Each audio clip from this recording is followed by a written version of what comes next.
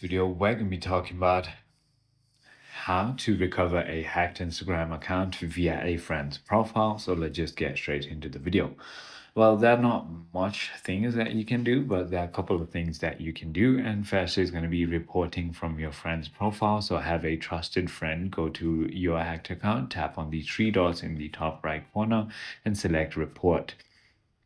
And when selecting report, choose report account, then select it's pretending to be someone else.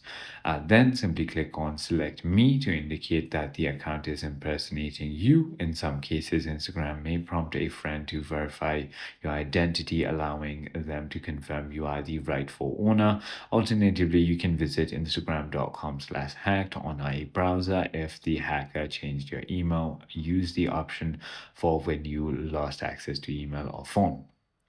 I hope this video clarifies everything for you.